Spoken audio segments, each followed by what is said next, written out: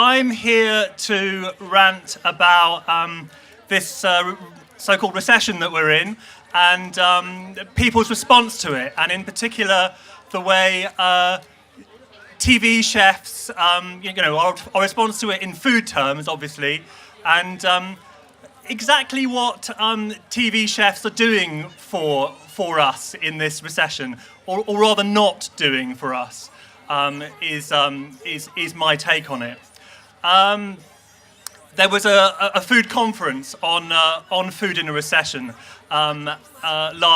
yesterday afternoon, and my wife spoke at it, and I will take one quote from her. Have to take one quote from my wife, but it's a good idea, I think. She said, is this really a recession, or is it a change? Is it a change? Should we actually be, is this idea that it's a recession just giving us a chance to say, it's all right, it's going to be, we don't really have to change anything, we don't have to think differently, we can just sort of go on doing the same old things, and in a few years' time it'll all come back together. And one of the things she was arguing was, no, it's a paradigm shift. This is, our world is changing. And we buy pigs for our products, and we grow pigs ourselves. And we try and buy them from small farms because we really think that supporting small family farms is really important. And at the moment, you may have heard that wheat prices are going up very dramatically, and animal feed prices are going up very dramatically. And when I say dramatically, I mean 20%, in the last few months. And could you make any money out of pigs anyway? Well, not selling them on the open market. And we pay our farmers about 40, 50p a kilo more than the open market price. And the other day I spoke to one of our customers who's really quite a big supplier, a big person in food service. And I said, look, we need to talk about the price of... I'll come back to the TV chef thing, by the way, but this is obviously a little appropriate sideline. I was saying, look, we need to talk about our prices going up because, the price of feed is going up, and we've just put the price up that we pay to our pig farmers to compensate for that. And the response was kind of like dead silence, and then it was like a sort of, you must be a moron. The market price hasn't changed. You can still get pork for the same next to nothing price as ever. They didn't say it in so many words, but it was clear that was like, why on earth should we take this seriously?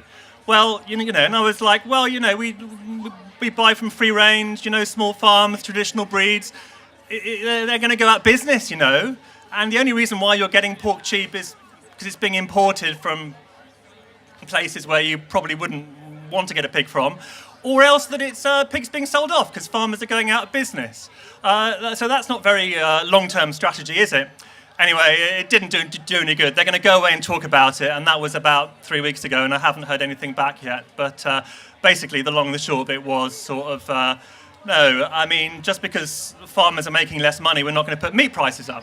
So, okay, that's one, I think, very stupid response in a recession, which is that, things are not adding up anymore. One raw material goes up, another one doesn't. Somebody takes a hit instead of it all being passed through the market system as it should be. So all that's not happening, and I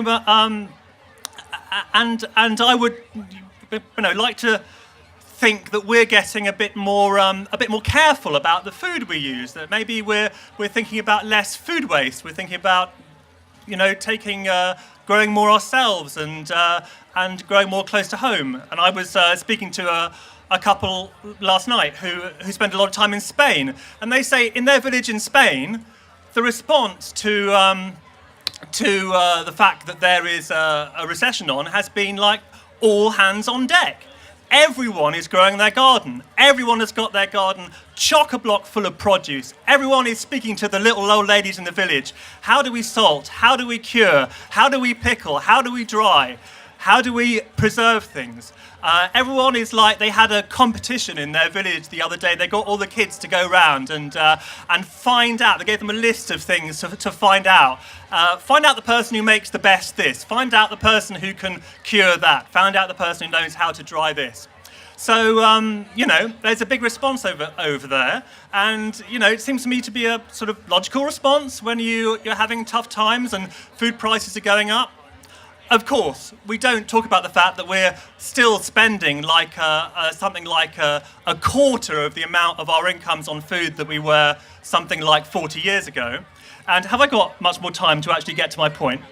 One more minute, that's terrible. Okay, so I wanted to say very briefly that, I love TV chefs, and there's a lot of fantastic stuff going on, and it's brilliant, and I love the books, and I would take as my example here a chef who I particularly like, Yotam Ottolenghi, who is somewhere at the festival today, and I'll just sort of take his recipes, and obviously they're sensational, it's wonderful, but I mean, to have that sort of shopping list whereby you have this many ingredients, I think is really doing people's heads in at the moment. It's not the right thing. We want to go back to Delia Smith, in my view, and really very, very little else. People need to know how to cook with what's around, with what's cheap, with what's seasonal, with what's going for next to nothing because it's being sold off at the local market or something.